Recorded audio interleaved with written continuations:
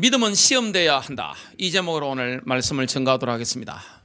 오늘 믿음은 시험돼야 한다. 이 내용은 굉장히 깊은 내용이고 굉장히 높은 내용입니다. 성령께서 오늘 우리에게 은혜를 주심으로 말미암아 오늘 이 말씀이 깨달아지고 저와 여러분의 인생을 인도하는 축복이 있게 될 것입니다. 히브리서 11장 6절을 보면 하나님께 나아가는 자는 반드시 그가 계시는 것과 그가 자기를 찾는 자들에게 상 주시는 이심을 믿어야 할지니라 말씀하고 있습니다. 하나님이 가장 기뻐하는 게 있습니다. 오늘 하나님께서 가장 기뻐 받으시는 게 있습니다. 그게 뭡니까? 바로 믿음으로 충만한 마음입니다. 하나님 오늘 우리에게서 뭘 받으십니까? 믿음으로 충만한 마음을 받아 주십니다. 우리는 뭘 믿습니까? 눈에 보이는 걸 믿는 게 아닙니다. 눈에 보이지 않는 것을 믿습니다. 그래서 우리는 믿음으로 걷는 것입니다. 뭘 믿습니까? 하나님 살아계신 걸 믿습니다. 그래서 오늘 저와 여러분이 하나님을 바라보는 순간에 영적인 충만함을 얻게 되어 있는 것이고 하나님의 이 말씀, 이걸 믿는 것입니다. 오늘 저와 여러분에게 하나님의 말씀이 레마로 임하는 축복이 있게 되시길 바랍니다. 그래서 믿음은 들음으로 옵니다. 레마를 들음으로 하나님의 입에서 흘러나오고 있는 그 말씀을 우리가 들을 때 믿음이 생기는 것입니다. 우리가 질병치유라든지 경제에 대한 응답이라든지 인간관계라든지 용서라든지 모든 게 하나님의 말씀. 사람이 빵으로만 살 것이 아니요 하나님의 입에서 나가는 흘러나오고 있는 그 말씀으로 살 것이니라. 그래서 하나님의 말씀은 생명의 말씀입니다. 우리의 영의 양식이 뭡니까? 바로 하나님의 말씀입니다. 그 생명의 말씀, 영의 말씀, 이걸 우리가 받아 먹을 때, 그리고 그걸 우리가 들을 때 믿음이 오는 것입니다. 우리 인생에 어두운 골짜기를 지날 때가 있습니다. 우린 질병 가운데, 사람이 가장 힘들 때가 언제죠? 마음이 아플 때입니다. 차라리 몸 손가락 몇 개 잘려버리면 좀 힘듭니다만은 그 국가에서 보상도 있잖아요. 이런 마음이 힘들단 말이죠. 그럼 감정이 내가 어렵단 말이죠. 이게 얼마나 큰 고통스러운 겁니까? 가장 힘들 때, 그리고 내가 병들었을 때, 내가 파산 났을 때, 그때 한 줄기 빛처럼 오는 게 있습니다. 그게 뭡니까? 바로 예수님이 그리스도인 사실과 하나님의 말씀이 우리 가운데 빛 가운데 확 임하게 되었습니다. 그때 뭐가 생깁니까? 믿음이 오는 것입니다. 저와 여러분이 성공적으로 믿음을 적용하게 된다면 승리하게 되어 있는데요, 믿음이 일단 왔다면 믿음은 근거 같은 거잖아요. 반드시 우리 입으로 고백되어야 됩니다. 고백되지 않는 믿음은 죽은 믿음입니다. 그 믿음은 반드시 행동으로 나타나줘야 되는 것입니다. 또한 믿음은 오늘 주제처럼 반드시 시험되어야 됩니다. 여러분, 아무도 이 시험을 피할 길이 없습니다. 아무도 믿음을 가진 사람에게 오는 시련을 피할 길이 없는 것입니다. 하나님께서는 저와 여러분이 금과 같은 믿음을 소유했다면 우리에게 뭘 허락하십니까? 그 믿음이 정말로 가치 있게 되도록 시련의 기간을 허락하시는 것입니다. 시련의 터널, 그리고 시험의 터널을 반드시 통과하게 만듭니다. 그게 축복이라는 것을 우리가 알게 되어 있습니다. 오늘 첫 번째입니다. 믿음은 환난 중에서도 기뻐합니다. 우리에게 정말로 믿음이 있다면 시험은 당연한 겁니다. 시련이 오는 것 당연한 겁니다. 믿음은 환난 중에서도 기뻐하는 것입니다. 여러분, 시험을 기뻐하는 사람 누가 있습니까? 인간적으로는 시험을 피하고 싶단 말이죠. 인간적으로는 우리가 시련의 기간을 벗어나고 싶습니다. 그러나 하나님은 우리에게 믿음을 가지고 있다면 시련을 통과하게 만듭니다. 요셉을 보십시오. 얼마나 큰 시련을 통과합니까? 다윗을 보시기 바랍니다. 요셉이 만일에 17살 때 하나님의 비전을 봤단 말이죠. 전 세계를 다스리는 통치자가 되는, 왕이 되는 그런 꿈을 꾸게 된 겁니다. 비전을 보게 된 것입니다. 그 어린 시절에 요셉이 바로 세계를 통치하는, 경제를 가지고 전 세계를 움직이는 그런 막강한 실력자가 되면 그게 요셉에게 복이 되지 않습니다. 요셉은 반드시 시련을 통과해야 됩니다. 13년 이상 통과를 해야 됩니다. 다윗이 시련을 통과했습니다. 다윗은 학자마다 의견이 다른데 17살이다 아니면 20살이다. 그때 골리앗을 쳐서 죽입니다. 벌벌 떨고 있는데 죽이고 나니까 완전히 일약 영웅이 된 것입니다. 달려가면서 이 물맷돌을 가지고 팍 쳤는데 그냥 딱 맞아가지고 그대로 쓰러졌습니다. 뛰어가가지고 골리앗의 칼을 직접 빼가지고 목을 확 잘랐습니다. 그래 뭡니까? 투구를 쓰고 있는 어마어마하게 무서운 골리앗. 조금 전까지 하나님을 저주하고 이스라엘을 저주했던 욕을 냈던 그 입을 가지고 있는 골리앗의 머리를 확 잡아가지고 막 들었습니다. 그 퍼포먼스 앞에 그냥 이스라엘은 굴 속에 숨어 있다가 와 하고 다 나왔습니다.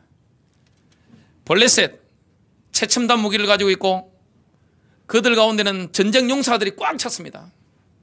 특수부대들이 많았습니다. 근데 그 순간에 확 꺾였습니다. 그때 하나님이 왕으로 바로 등극을 안 시킵니다. 10년의 시련의 기간이 있습니다. 우리는 시험을 통과하고 싶습니다만은 그냥 안 지나가고 싶은데 하나님은 그렇게 하지 않습니다. 우리는 근거 같은 믿음을 가지고 있습니다. 정금 같은 믿음. 그 믿음을 가지고 있기 때문에 하나님은 우리를 반드시 시련의 터널을 통과하게 하시는 것을 보게 됩니다. 그 중에 우리는 믿음을 가지고 있다면 환난 중에서도 기뻐하는 것입니다. 그 축복을 우리가 누리게 되는데요. 로마서 5장 1절부터 11절에 보면 그리스도를 통한 하나님과 우리 사이의 믿음의 관계에 대해서 말씀하고 있는데 기뻐하다 이라는 단어를 세 차례나 사용합니다. 여기 기뻐하다는 것은 exalt인데 기뻐서 어쩔 줄을 모르다는 뜻입니다. 우리는 믿음의 시련의 기간을 통과할 때가 있습니다. 시험의 터널을 통과할 때 있습니다. 시련의 터널을 통과하고 올 때가 있는데 너무 고통스럽단 말이죠. 여러분 병들어 죽을 때 얼마나 고통스럽습니까? 경제적인 고난의 시기 고통스럽잖아요. 사회적인 매장을 완전히 당했을 때 고통스럽단 말이죠. 그때 우리가 하나님의 인도를 받는 사람이 맞다면 기뻐서 어쩔 줄을 모르는 그 기쁨이 위로부터 오는 것입니다. 그것은 내가 노력해서 받는 게 아니고 내 상황이 행복해서 받는 게 아닙니다. 기뻐서 어쩔 줄을 모르는 그 충만한 감격이 성령님을 통해서 내 영을 통해 확 임하는 것입니다. 그러면 그때 내 멘탈도 강해지는 것이고 내 마음도 이렇게 정말로 강해지는 것이고 내 감정도 이게 업되는 것을 우리가 경험하게 되어 있습니다. 믿음이란 이런 것입니다. 믿음은 반드시 시험되어야 합니다. 믿음은 반드시 시련을 통과하게 되어 있습니다. 로마서 5장 2절입니다. 우리가 하나님의 영광의 소망을 기뻐하느니라. 우리는 하나님의 영광을 상속받을 상속자입니다. 그리고 우리의 영적 상태가 에베소서 2장 6절에 보니까 이미 하늘에 앉아 있는 것입니다. 미국의 도널드 트럼프 대통령과 중국의 시진핑, 일본의 아베, 우리나라의 문재인 대통령께서 만나면 그걸 보고 서밋회의라고 합니다. 정상회담이라고 하죠. 영적으로 우리가 서밋 자리에, 정상의 자리에 앉아 있는 것입니다. 거기서 우리는 주님의 영광을 받아 누리는 것입니다. 그게 골로새 3장에 나옵니다. 그래서 우리가 날마다 위의 끝을 바라봐야 되는 겁니다. 하나님의 영광의 소망을 우리가 기뻐하느니라. 시험의 기간에, 시련을 통과하는 어두운 기간에 우리는 하나님의 영광을 기뻐하느니라. 로마서 5장 3절입니다. 바울은 똑같은 단어를 사용합니다. 그리할 뿐 아니라 우리가 환난도 기뻐하나니. 여러분 육신적으로 환난을 당하고 싶은 사람이 누가 있겠습니까? 고난에는 핍박이나 외로움이나 또 남으로부터 인신공격을 당하고 오해받는 것이라든지 가난해지는 거라든지 내가 질병의 고통 가운데 있는 거라든지 또 사랑하는 배우자와 사별을 했다든지 인생의 축이 흔들리는 고통이 올 때가 있습니다. 우리는 환난도 기뻐하는 것입니다. 이 기쁨은 사람이 주는 게 아닙니다. 위에서 하나님이 영적으로 주는 것입니다. 인간은 영혼육이 있는데 우리의 영이 하나님과 결합되어지는 순간에 내가 영으로 경배하는 순간에 영으로 하나님께 기도하는 순간에 성령님이 내 영에 기쁨의 영으로 확 사로잡는 것입니다. 그래서 성령의 열매는 사랑과 희락과 화평과 성령이 역사하시면 사랑이 넘칩니다. 뜨거운 사랑이 넘쳐나게 됩니다. 성령이 역사하시면 기쁨이 막 충만해서 넘쳐나게 되어 있습니다. 얼굴이 기쁨으로 빛납니다. 우리 성도님들 속에서 기쁨이 충만해져서 여러분 얼굴에 있는 모든 어둠이 떠나가는, 또 눈빛에 있는 모든 어둠이 떠나가는 축복이 되시기를 주님의 이름으로 축복합니다. 그래서 성도는요, 기쁨이 충만하잖아요. 내가 매일 기쁘게 순례의 길 행함은 주의 팔이 나를 안보함이요, 내가 주의 큰 복을 받는 참된 비결은 주의 영이 함께함이라. 성령이 우리 찬송하잖아요. 그게 우리 삶 가운데 실제 나타나는 것입니다. 그래서 성도라는 것은 이미 하늘에 앉아있기 때문에 주의 영광을 기뻐하는 것이고 환난도 기뻐하는 겁니다. 왜 그렇죠? 그 이유를 로마서 5장 3절 하반절부터 5절까지 말씀합니다. 그리할 뿐 아니라 우리가 환난도 기뻐하나니 환난은 인내를, 여러분 환난을 겪으면 시련의 터널을 통과하면서 우리는 인내를 배우게 됩니다. 인내라는 건 굉장히 중요한 것입니다. 인내는 연단을, 우리가 인내하면서 연단을 받는 것입니다. 또 연단은 소망을 이루는 줄 알미로다. 연단받으면 소망의 눈을 확 하나님이 열어주시게 되겠습니다.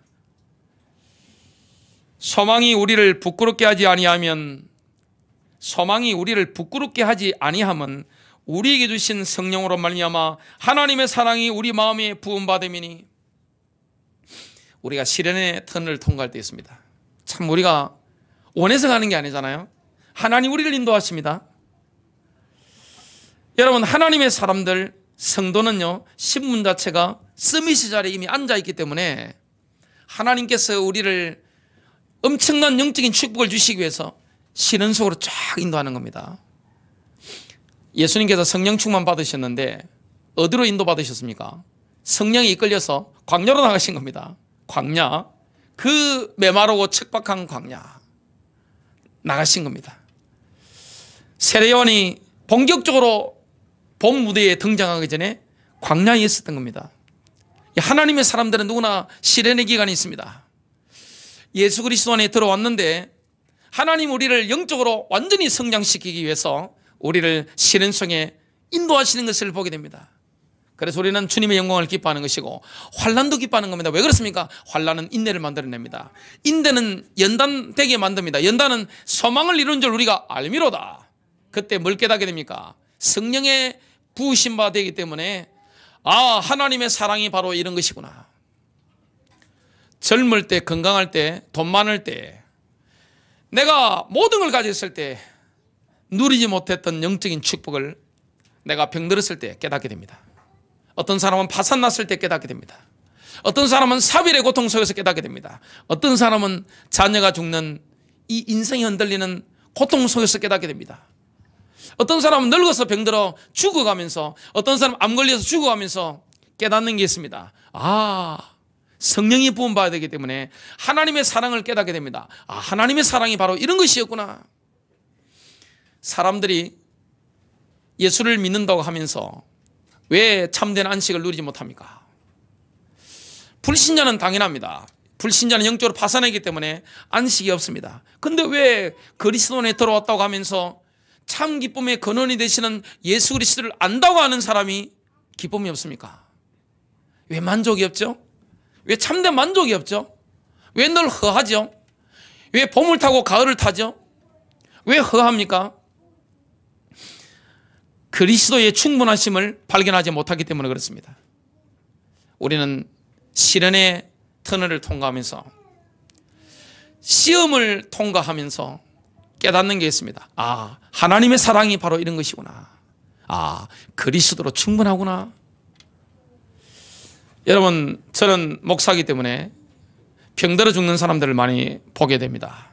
그런데 믿음의 사람 특징이 있더라고요. 암 걸려서 죽는데 기쁜 겁니다. 기쁨이 막 넘치는 것입니다. 하나님의 영광 가운데 막 기뻐하는 것입니다. 시련을 막 기뻐하는 것입니다. 이게 이해가 됩니까? 이게 은혜의 역설입니다. 저와 여러분이 이 시련의 기간을 통과하면서 참된 기쁨이 넘치는 축복이 있게 될 것입니다. 그래서 하나님의 목표가 있습니다. 하나님이 우리를 향한 목적과 목표가 있습니다. 그것은 우리가요, 하나님이 베푸신 복이 있잖아요. 하나님 베푸신 복이 있잖아요. 뭐 육신적으로든 경제적으로든 여러 가지 그 정도 수준에 머무르는 게 아닙니다. 그것은 누구나 불신자도 공감할 수 있는 수준이고, 하나님 우리를 향한 목표, 목적은 어디에 있습니까? 하나님의 영광으로 내가 기뻐하는 겁니다. 시련 중에서, 시험 중에서 우리가 그리스도로 충분하다는 사실을 깨닫고 참된 만족과 참된 기쁨, 이걸 누리는 겁니다. 그래서 그걸 보고 영적으로 성숙했다고 합니다. 고통 가운데서도 기쁨을 충만하게 누리는 것을 보게 됩니다. 고린도 전서 13장에 보면 하나님의 사랑에 대해서 말씀하고 있습니다. 사랑장이죠. 또 로마서 5장 이것과 고린도전서 13장을 비교 한번 해보겠습니다. 로마서 5장은요, 하나님의 사랑의 완전함 속으로 들어가는 길은 인내라고 말씀합니다. 저와 여러분은 하나님의 사랑을 충만히 누리는 길이 뭡니까? 바로 인내입니다. 인내는 언제 배우게 됩니까? 시련을 통해서, 고통을 통해서, 시험을 통해서, 외부적으로 가해지는 압력이 있습니다. 그걸 통해서 우리가 인내를 배우게 되는 것입니다. 그 인내하면서 하나님의 사랑을 깨닫게 되는 것입니다. 하나님의 사랑이 내 마음에 부음받아 되었구나. 너무 감사하다. 그래서 제가 어떤 젊은 자매님이 암 걸려 죽을 때 간장하는 걸 들었습니다. 수술하면 조금 더 길게 사는 겁니다. 근데 수술을 안 합니다 한 겁니다. 어차피 죽을 거. 그러면서 기쁨으로 죽는 것을 제가 인터뷰하는 걸 봤습니다. 그게 바로 믿음인 것입니다. 우리는 문제 속에서, 환난 속에서, 시험 속에서, 고통 속에서 막 살아보려고 막 지푸러 잡는 인생이 아닙니다. 뭐합니까? 기뻐하는 겁니다. 막 기쁨이 넘치는 것입니다. 기뻐서 어쩔 줄을 모르는 상태, 이 상태가 바로 성도의 영적 상태입니다. 고린도전서 13장에 보면 사랑은 모든 시험을 견디게 만드는 유일한 능력이라고 말씀합니다. 그러니까 하나님의 사랑을 우리가 받아 누리고 있으면 모든 시련, 모든 고통, 모든 시험을 견디는 능력이 생깁니다. 이게 바로 하나님의 사랑입니다. 이게 영적으로 오는 거죠. 기쁨이라는 것은 내 영을 통해 오는 것입니다. 불신자가 알지 못하는 비밀. 고린도전서 13장 4절과 7절입니다. 사랑은 오래 참고 친절하며, 사랑은 시기하지 아니하며, 사랑은 자기를 자랑하지 아니하며, 우쭐대지 아니하며. 7절입니다. 모든 것을 참으며. 하나님의 사랑을 우리가 충만히 받게 되면 모든 것을 참게 됩니다. 모든 것을 믿으며. 하나님의 사랑을 내가 충만히 받아 누리게 되면 믿어지는 것입니다. 모든 것을 바라며 모든 것을 견디느니라. 로마서 5장에 보면 믿음은 소망으로 우리를 인도하고 소망은 사랑으로 우리를 인도한다고 말씀하고 있고요. 고린도전서 13장에 보면 이렇게 말씀합니다. 동일한 순서로 이렇게 말씀합니다마는 그 중에 가장 큰 게 사랑이라고 말씀하죠. 그런 적 이제 믿음, 소망, 사랑, 이 셋은 항상 있으나 믿음, 소망, 사랑은 항상 있습니다. 이것들 중에 가장 큰 것은 사랑이라. 가장 큰 게 바로 사랑입니다. 우리가 하나님의 말씀의 거울이잖아요. 이건 말씀의 거울입니다. 왜 성도님들이 말씀을 봐야 됩니까? 우리가 말씀의 거울 안에서 이 말씀의 거울을 자꾸 들여다보면 믿음, 소망, 사랑이 우리의 인격이 됩니다. 우리의 품격이 되어버립니다.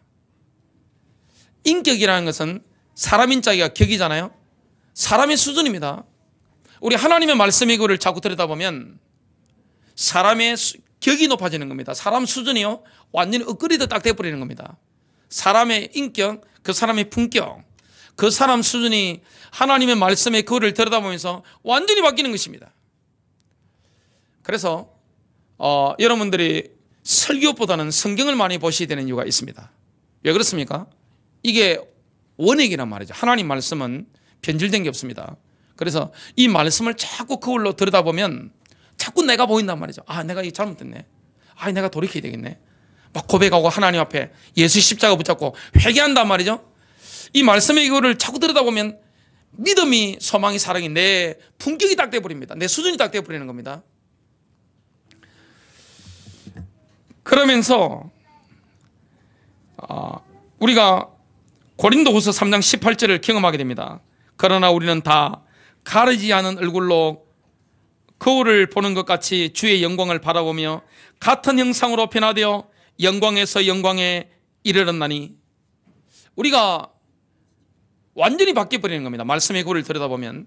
그래서 성경을 계속 보는 분들은 사람의 품격이 바뀝니다. 얼굴도 바뀝니다. 눈빛도 바뀝니다. 영적 상태가 바뀝니다. 인격이 바뀌어버리고 그 사람 수준이 완전히 업그레이드 딱 돼버리는 것을 보게 됩니다. 누굴 닮아버립니까? 예수 그리스도를 그대로 딱 닮아버리는 겁니다. 사람의 인격이 예수 그리스도를 딱 닮아버리는 겁니다. 그게 바로 믿음입니다. 이것은 곧 주의 영으로 말미암은 것이니라.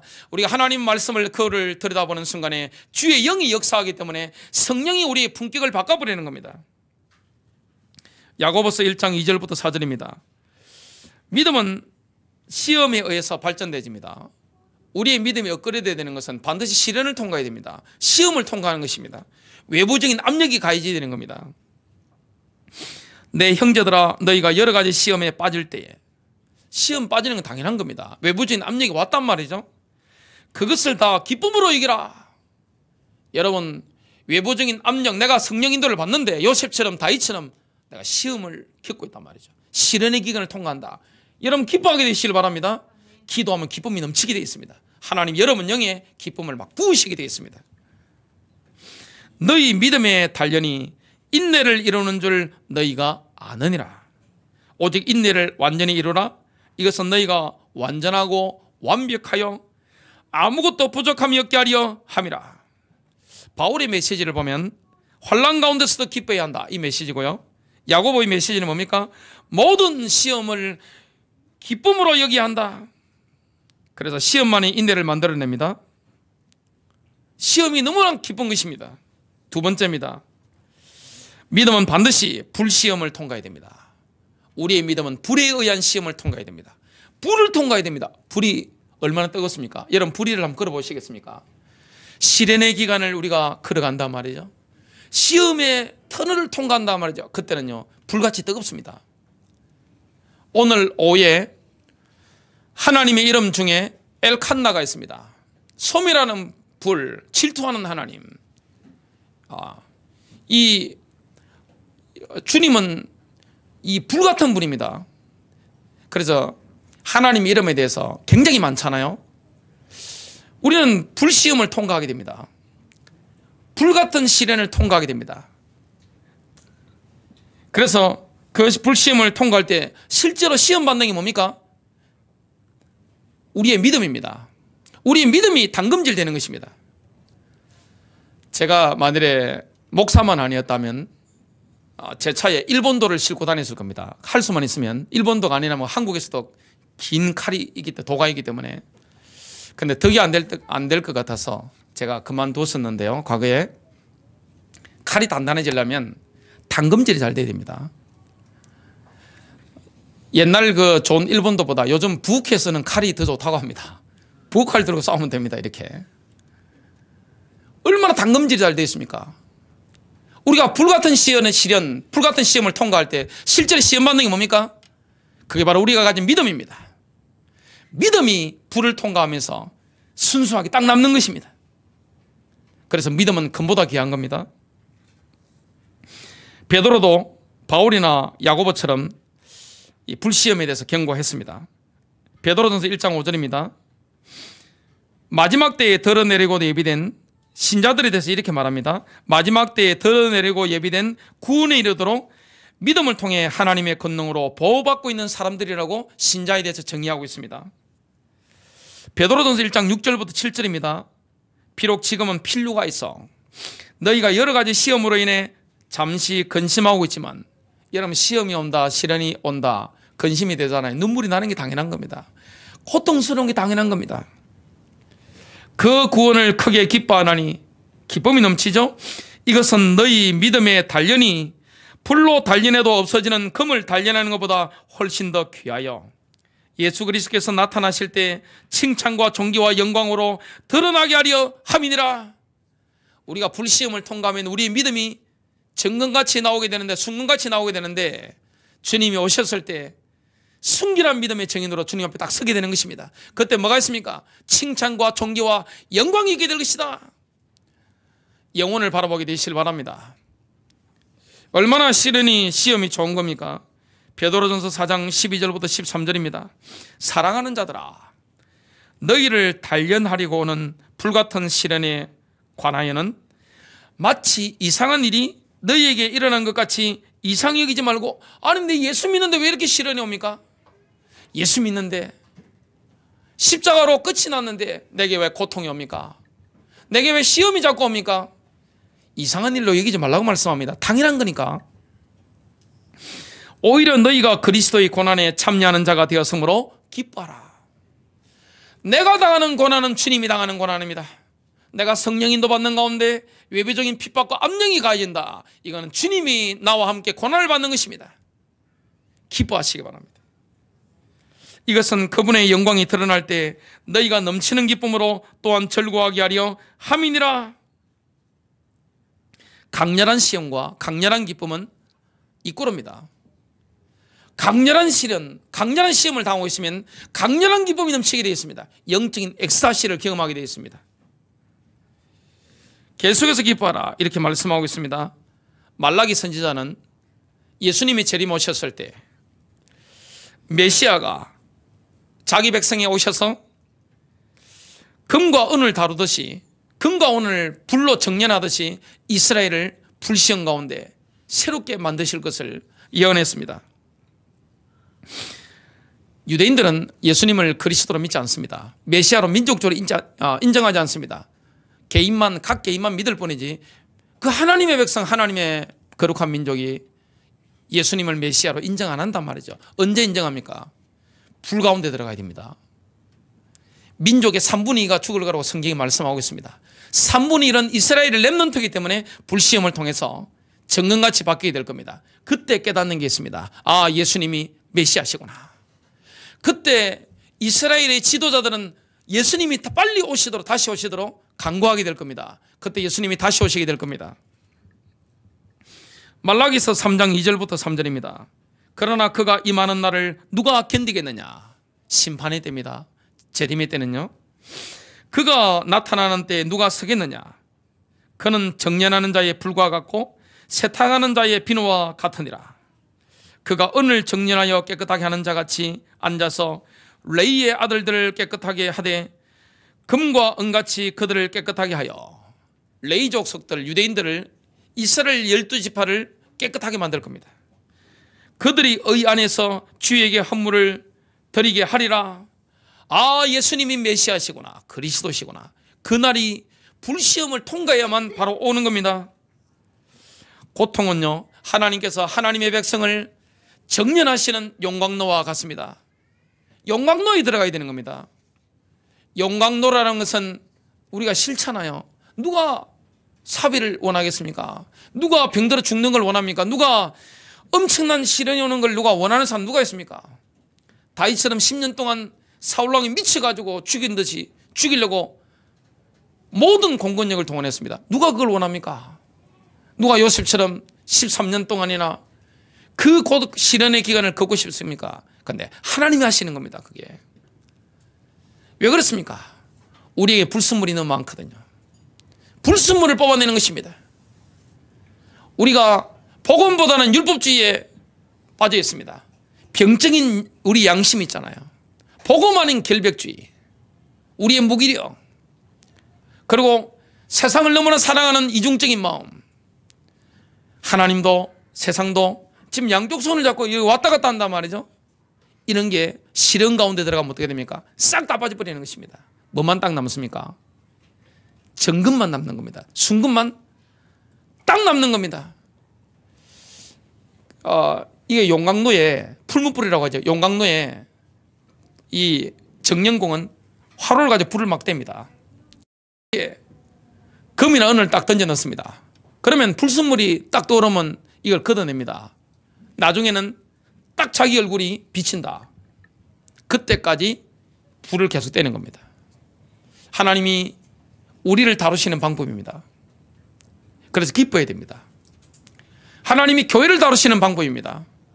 하나님께서 이스라엘 백성들을 다루시는 방법이 뭡니까? 바로 불같은 시련, 불같은 시험입니다. 그게 용광로와 같은 겁니다. 그게 얼마나 큰 축복이 되는지 모릅니다. 가장 큰 기쁨을 그때 우리가 경험하게 되어 있습니다. 욥처럼 이렇게 고백하게 됩니다. 나의 가는 길을 오직 그가 아시나니 그가 나를 단련하신 후에는 내가 정금같이 나오리라. 그러나 내가 가는 길을 그가 아시나니 그가 나를 단련하신 후에는 내가 순금같이 되어 나오리라. 세 번째입니다. 시험은 주로 두 가지 형태로 다가옵니다. 일이 너무 잘 풀리는 것도, 일이 너무 술술 잘 풀리는 그런 시험이 올 수 있고, 일이 너무 안 풀리는 그런 시험이 올 수도 있습니다. 모든 게 다 막히고 또 모든 게 지금 다 열려버리는 그런 시험이 올 수 있습니다.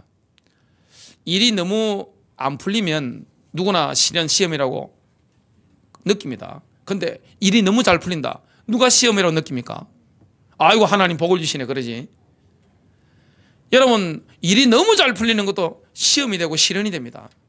일이 너무 안 풀리고 모든 게 막힌단 말이죠. 압박이 내게 너무 심하단 말이죠. 이런 시련, 이런 시험도 있습니다. 마태복음 13장에 씨 뿌리는 자의 비유가 나옵니다. 하나님 말씀에 대한 네 가지 반응이 나오는데요. 길가에 떨어진 씨, 하나님의 말씀을 절대 마음으로 받아들이지 않는 사람이니까 마귀가 예배 시간에 또 성경 읽을 때 다 주워가 버립니다. 없습니다. 예배 시간 지나고 나면 사연나라입니다. 아무것도 없습니다. 하나님 안녕 끝입니다. 바로. 자, 좋은 땅에 떨어진 씨는요, 하나님의 말씀을 마음으로 받아들일 뿐만 아니라 믿음으로 순종합니다. 그 인생에는 열매가 있습니다. 30배, 60배, 100배입니다. 여러분, 하나님의 말씀을 레마로 계속 받는 분들에게는 인생이 펴진다는 걸 경험하게 지금 되는 것을 여러분 체험하고 계실 겁니다. 또 돌짝밭이 있잖아요. 가시덤불 사이에 떨어진 씨가 있습니다. 돌짝밭과 가시덤불 사이에 떨어진 씨는요, 하나님의 말씀을 똑같이 마음으로 받아들입니다. 마음으로 받아들입니다. 은혜 받습니다. 성경 읽으면서 예배 드리면서 오늘 이 말씀 잡았다 그럽니다. 또 그러면서도 시련을 통과하지 못하는 겁니다. 불같은 시험을 통과 못하는 겁니다. 마태복음 13장 20절부터 21절에 돌짝밭이 나옵니다. 그러나 돌밭 속에 씨를 뿌리는 자, 곧 그 자는 말씀을 듣고 즉시 기쁨으로 그것을 받아들이나 속에 뿌리가 없어 잠시만 견디는 자니 말씀으로 인하여 환난이나 핍박이 일어나는 때 그가 곧 실족하느니라. 바로 넘어져 버립니다. 예수님께서 만일 환난이나 핍박이 일어나면 이렇게 말씀하지 않았습니다. 환난이나 핍박이 오는 게 예수님 보실 때는 당연한 겁니다. 말씀 받았는데 그걸 믿음을 받았단 말이죠. 그럼 핍박과 시련, 시험이 오는 건 지극히 당연한 겁니다. 이렇게 설교하는 제게도 얼마나 시련이 많았겠습니까? 시련을 겪고 싶어서 겪는 사람은 없습니다. 시련이 얼마나 고통스럽습니까? 여러분, 시련은요, 말도 못합니다. 어떨 때는 이빨도 빠집니다. 그리고 밤에 잠을 잘 수가 없습니다. 시련의 기간은 가혹합니다. 얼마나 가혹한지 몰라요. 그런데 성령 인도받는 성도에게 하나님이 시련의 길로 쫙 인도하는 겁니다. 왜 그렇습니까? 우리에게 있는 불순물을 다 뽑아내는 것입니다. 세상적인 야망. 저는 제가 하나님의 비전을 가지고 있는 줄 알았는데 알고 보니까 야망이 굉장히 많았어요. 그리고 이게 아직도 빠지지 못한 게 있습니다. 말씀의 구를 보면 알잖아요. 그걸 시련을 통해서 뽑아내는 것입니다. 하나님께서 어찌할 수 없는 십자가를 줍니다. 말도 못합니다. 시련의 기간 동안은 아무한테 말할 데가 없습니다. 그래 누가 도와주는 사람도 없습니다. 겪어내야 되는 겁니다. 견뎌내야 되는 것입니다. 왜 그렇습니까? 하나님이 쓰시기 위해서. 하나님 우리를 사랑하시기 때문에. 우리 마음에 두 마음이 있잖아요. 하나님과 우상 다른 두 마음이기 때문에 시련을 통과하지 않으면요, 어떻게 됩니까? 쓸 수가 없는 겁니다. 그래서 불같은 시험을 하나님 통과하게 만드는 것입니다. 우리의 더러운 것들 다 데워버리는 것입니다. 그 불에 대해서는 오늘 2부 예배 메시지 때 엘칸나 설교에 아주 세밀하게 나옵니다. 자, 마태복음 13장 22절입니다. 가시덤불 사이에 떨어진 씨에 대해서 나옵니다. 가시나무들 사이에 씨를 받은 자 또한 말씀을 듣되 이 세상의 염려와 재물의 속임수가 말씀을 숨막히게 함으로 열매 맺지 못하는 자니라. 여러분, 염려가 많은 사람, 그리고 이 돈에 잡힌 사람은 말씀이 절대 열매 맺지 못합니다. 왜냐? 말씀이 숨을 못 쉬는 겁니다. 그럼 열매를 맺을 수가 없잖아요.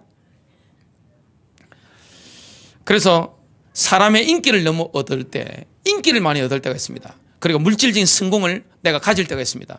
내가 출세를 할 때가 있습니다. 형통할 때가 있습니다. 이게 바로 시험이 되는 것입니다. 이걸 잘 통과해야 되는 겁니다. 그걸 통과 못하면 어떻게 됩니까? 내가 믿음으로 성공할 수가 없는 겁니다. 그냥 하나님 반 세상 반 해가지고 어정쩡하게 차라리 완전 믿음으로 가버리면 진짜 성공합니다. 아니면 아예 사탄적으로 가버리면 세상이 또 성공합니다. 이것도 아니고 하나님도 아니고 마귀도 아니고 사탄도 아니고 어정쩡하니까 어떻게 됩니까? 역사가 안 일어나는 겁니다. 이 믿음이 아니거든요. 오늘 정말로 믿음 회복하는 축복이 있게 되시기를 바랍니다. 우리가 정말 믿음을 가지고 있다? 반드시 불 속에 들어가야 됩니다. 그래서 성공과 실패의 시험은요, 모든 성도가 거쳐야 되는 시험입니다. 어떤 사람은요, 굉장히 잘 나갈 때가 있습니다. 그리고 어떨 때는 엎어질 때가 있습니다. 이게 다 시련이란 말이죠. 시험이란 말이죠. 심장에 파스를 붙이게 될 정도로 압박을 받을 때가 있습니다. 또 어떨 때는요, 인기를 막 얻을 때가 있습니다. 물질적인 성공을 막 우리가 경험할 때가 있습니다. 이걸 다 통과해야 됩니다. 잠언서 24장 10절에 솔로몬이 핍박에 굴복하는 사람들에게 메시지를 전가합니다. 역경을 당하는 날에 내가 기진하면 진이 빠지는 거죠. 내 힘이 적은 것이니라. 또 솔로몬이 성공한 사람들에게 잠언서 1장 32절 메시지를 던집니다. 우매한 자들의 돌이켜 떠나감이, 단순한 자들의 돌이켜 떠나감이 그들을 죽이며, 영을 죽이는 거죠. 어리석은 자들의 형통함이 그들을 파멸시키리라. 안타깝게도 솔로몬은 세상에서 가장 지혜로운 사람이었지만 그는 어리석은 자가 돼서 영적으로 파멸했습니다. 나이가 들면서 적그리스도의 모델이 되었습니다. 그게 바로 솔로몬입니다. 너무 큰 성공을 했는데 그 성공 때문에 망한 것입니다. 나중에 우상숭배하고요, 음란에 완전히 잡힌 것을 보게 됩니다. 이방 여인들을 너무나 사랑했다고 성경에 말씀합니다. 공자님하고 좀 다른 것 같아요. 공자님은 유혹 안 받는다고 했는데 솔로몬은 나이가 들수록 여자를 밝혔습니다. 그리고 그 형통함 때문에 그는 영적으로 멸망당했다가 전도서 적을 때 정신 조금 차리게 됩니다. 참 불행한 거죠. 그와 반대로 모세는요, 성공과 실패의 시련을 아주 잘 통과했습니다. 그는 믿음을 지키던 것을 보게 됩니다. 모세는 40살 때까지 이집트 타니스 왕궁에서 살았습니다. 역사를 연구해 보면 파라오의 후계자가 될 수 있는 길이 열려져 있었습니다. 그러니까 후계자들 중에 한 명이었단 말이죠. 얼마나 왕궁의 사치와 부를 누렸겠습니까? 엄청난 부귀영화를 누렸습니다. 그런데 40살 때 그걸 과감하게 버리고 이 고난의 길을, 외로움의 길을 선택했습니다. 자기가 선택해서 들어간 겁니다. 자기 백성, 이스라엘 백성들로부터 외면받았습니다. 그리고 가끔 떨어졌습니다. 처량한 이름 없는 사람이 되어져서 지금 처가살이하면서 양을 치는 아주 빈방에서 힘없는 존재로 전락해버렸습니다. 그 잘 나가는 것과 그리고 모든 것이 문이 막히는 그 압박, 그걸 통과하고 나니까 80살 때 하나님이 부르셨는데 이스라엘의 해방자로 나서게 됩니다. 모든 사람들은 전부 이 과정을 거쳤던 것을 보게 됩니다. 우리의 자녀들이 다윗처럼 되기를 원합니다. 바울처럼 되기를 원합니다. 그러면 다윗이 당했던, 바울이 당했던 그 고통을 직접 겪어야 되는 겁니다. 죽을 고통을 겪어야 되는 겁니다. 고난 없는 영광은 없습니다. 십자가 없는 부활이 있습니까? 예수 그리스도께서 십자가를 지셨습니다. 왜냐? 앞에 있는 영광을 바라보시기 때문에 그렇습니다. 여러분, 십자가의 고난이 없는 영광이 없습니다. 부활의 영광 없어요. 하나님 나라에 쓰임받는 사람들은 반드시 이 시련의 기간, 시험의 기간을 통과한 사람입니다. 그거 없이 하나님 쓰는 사람은 지구상에 단 한 명도 없습니다. 이삭도 보세요. 죽을 고비를 넘겼습니다. 아버지가 자기를 죽이려고 했어요.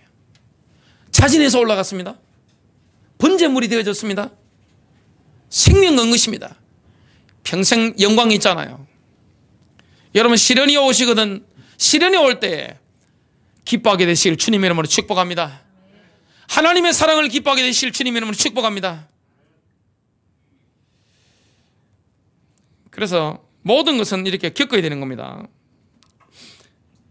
자, 히브리서 11장 24절부터 25절입니다. 믿음으로 모세는 나이가 들었을 때 파라오의 딸의 아들이라 불리는 것을 거절하고 잠시 죄의 쾌락을 즐기는 것보다 오히려 하나님의 백성과 함께 고난받는 것을 택하였으며, 이 모세는 야고보서 1장 4절에 대한 분명한 사례가 되는데요. 오직 인내를 완전히 이루라. 이것은 너희가 완전하고 완벽하여 아무것도 부족함이 없게 하려 함이라. 성공과 실패를 제대로 처리한 완벽한 모델은 누굽니까? 예수 그리스도입니다. 예수님께서 예루살렘 성에 입성하시니까 모든 군종이 뭐합니까? 종려나무 가지를 흔들면서 왕의 입성을 환영했습니다.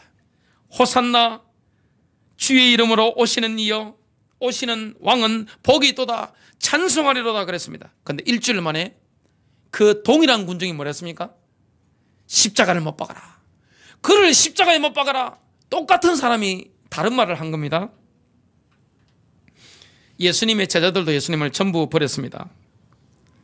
예수님이 그렇다고 해서 낙담하거나 이런 것은 없었습니다. 오직 하나님의 뜻만을 바라보면서 묵묵히 전진하신 겁니다. 저와 여러분도 하나님의 스케줄, 하나님의 계획, 하나님의 말씀을 보면서 묵묵히 가는 것이지 시련이 왔다고 해서 낙심하고 그렇지 않습니다. 기뻐하는 것입니다.